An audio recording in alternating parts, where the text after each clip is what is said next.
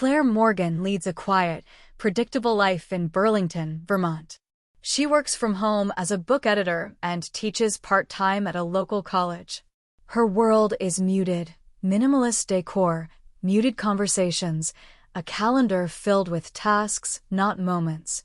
When her emotionally distant mother, Laura, passes away after a 2-year battle with cancer, Claire returns to their family home to settle the estate.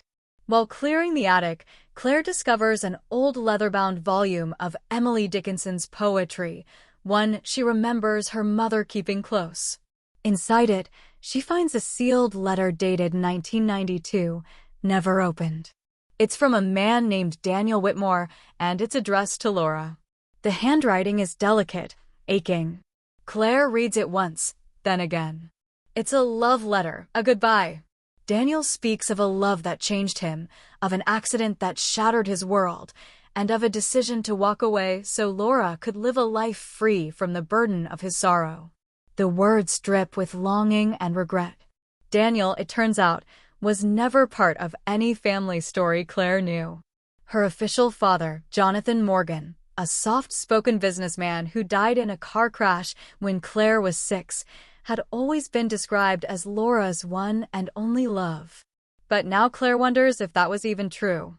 The letter opens a door not just into her mother's past, but into her own identity.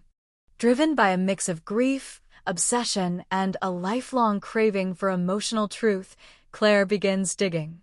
She finds old photos hidden in a lockbox, Laura in her 20s, laughing beside a tall man, not Jonathan. Through archived letters, college yearbooks, and newspaper clippings, Claire reconstructs a forgotten love story. Laura and Daniel were inseparable in the late 80s. He was a literature grad student and aspiring novelist. She was studying psychology. But then, a tragedy.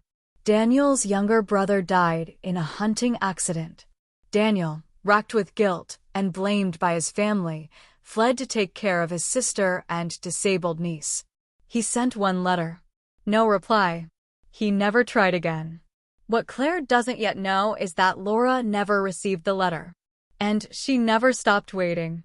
Claire travels across the country to Montana. There, she tracks Daniel to a secluded town near Flathead Lake. Everyone she meets remembers him as a man of quiet brilliance, a recluse who once led a poetry circle, then disappeared again. She finds him living in a small cabin. He's older now, a man with winter in his beard and autumn in his eyes. When she says her mother's name, his face goes pale. When she says her own name, he simply stares. "You're her daughter," he whispers. "You're mine." Daniel never knew. Not for 30 years. What follows is not a melodramatic embrace, but a slow, fragile thaw. They talk. Hesitantly. Then deeply. Claire stays for a few days. Daniel shares stories about Laura, about the accident, about his years spent hiding in words.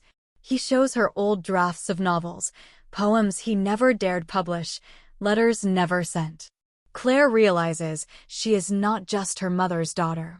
She is the result of a love story that was never allowed to finish. In Montana, she finds healing in silence, chopping wood, reading by firelight, learning the rhythm of Daniel's world. Through him, she begins to unravel her own emotional walls. Flashbacks reveal Laura's grief in the years following Daniel's disappearance and how she tried to preserve something of him in Claire without ever telling her. Back in Vermont, Claire's old boyfriend Tyler, a man she once loved but pushed away, sees her social media post about Montana. He messages her. They talk again. She begins to re-engage with the present, realizing that love, like letters, often arrives when it's least expected and most needed. The story also explores Daniel's trauma. We meet his niece Jessie, now in her 30s, living in Seattle, who reconnects with him after Claire reaches out. Daniel is forced to confront the family he abandoned and begins, finally, to forgive himself. The climax comes when Claire finds one final letter, a poem Daniel wrote on the day he discovered Laura died. He never sent it.